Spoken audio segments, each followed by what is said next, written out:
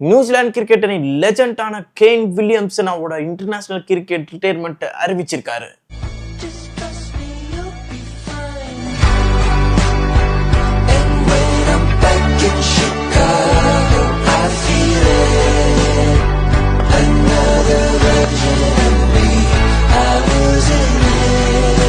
Can Williamson New Zealand அணிக்காக பல சாதனைகளை படைச்சிருக்காரு. குறிப்பாக அவரோட கேப்டன்சிக்கு ஒரு சல்யூட் கொடுத்தாகணும். ஏன்னா எந்த இடத்துலையுமே அவர் கோவப்பட்டு நம்ம பார்க்கவே முடியாது. எல்லா இடத்துலையுமே வந்து சாந்தமாக அமைதியாக வந்து ஒவ்வொரு மூவ் பண்ணுவார்.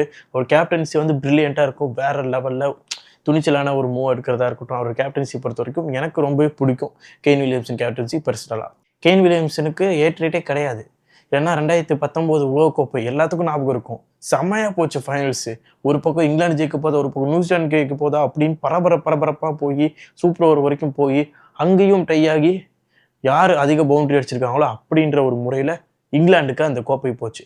அப்போ கூட கேன் வில்லியம்சன் ஒரு சின்ன ஸ்மைலோட அதை கடந்து போயிருப்பார்.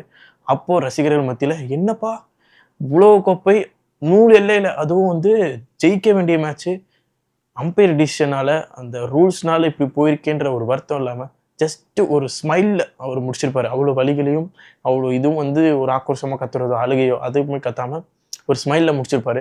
அங்கே ரசிகர்கள் மத்தியில் எங்கேயோ போய் நின்னார். அதுக்கு முன்னாடி லெஜெண்டாக இருந்தார். அதுக்கப்புறம் இன்னும் லெஜெண்டாக மாறினார். நெக்ஸ்ட் T20 உலகக்கோப்பை ஃபைனல்ஸ் போனாங்க. அங்கேயும் மூலையில் தட்டி போச்சு. நெக்ஸ்ட்டு ஃபைனலி கேன் வில்லியம்சன் கையால் வேர்ல்டு டெஸ்ட் சாம்பியன்ஷிப் முதல் முறையாக வந்து நியூசிலாந்து அணி வந்து வெல்லுது. இனாகரேஷன் மேட்ச்லேயே வந்து நியூசிலாந்து அணி இந்தியாவுக்கு எதிராக வந்து ஜெயிக்கிறாங்க. அதுதான் கேன் வில்லியம்சனுக்கும் நியூசிலாந்து ஃபேன்ஸுக்கும் மிகப்பெரிய ஒரு ஹாப்பினஸை கொடுக்குது. எனக்கும் அது மிகப்பெரிய ஒரு ஹாப்பினஸாக இருந்துச்சு. ஏன்னா கேன் வில்லியம்சன் மாதிரியான ஒரு பிளேயர் வந்து எந்த கோப்பையும் ஜெயிக்காமல் போயிருந்தால் அது மிகப்பெரிய ஒரு வருத்தத்தை தான் தெரிவிச்சிருக்கும். But Kane Williamson world test championship ஜெயிச்சிருக்காருப்பா அப்படின்ற போது எனக்குள்ள ஒரு சந்தோஷம். ஏன் அப்படின்னா டெஸ்ட்டில் அவர் வந்து மிகப்பெரிய ஒரு ஜாம்பவான். கேன் வில்லியம்சன் வெறும் 500 ரன் டிஃப்ரென்ஸில் 10,000 ரன்னை தொடுறதை மிஸ் பண்ணியிருக்காரு. 35 வயசு தான் ஆகுது. இன்னும் 2-3 வருஷம் ஆடி இருக்கலாம். அவர் நினச்சா ஆடி இருக்கலாம். பட் வேணாம் அப்படின்னு டிசைட் பண்ணி ரிட்டையர்மெண்ட் அறிவிச்சிருக்காரு. நம்ம சைல்ட்ஹுட்லேருந்து பார்த்து ரசித்த Fab 4 ஒவ்வொருத்தரும் வந்து ரிட்டையர்மெண்ட் அறிவிச்சிட்டே இருக்காங்க. கேன் வில்லியம்சன் அவர் வந்து இன்டர்நேஷ்னல் கிரிக்கெட்லேருந்து மொத்தமாக ரிட்டையர் ஆகிட்டார். ஸ்டீவன் ஸ்மித் இன்னும் டெஸ்ட் மேட்ச் மட்டும்தான் விளையாடிட்டு இருக்காரு. விராட் கோலி ஓடிஐ மட்டும்தான் விளையாடிட்டு இருக்காரு. ரூட் மட்டும்தான் ஓடிஐ அண்ட் டெஸ்ட் ரெண்டுமே விளையாடிட்டு இருக்காரு. இப்போது ஸ்லோ பை ஸ்லோவாக வந்து லெஜெண்ட் ஒவ்வொருத்தர் ரிட்டையர் ஆகிட்டு வராங்க.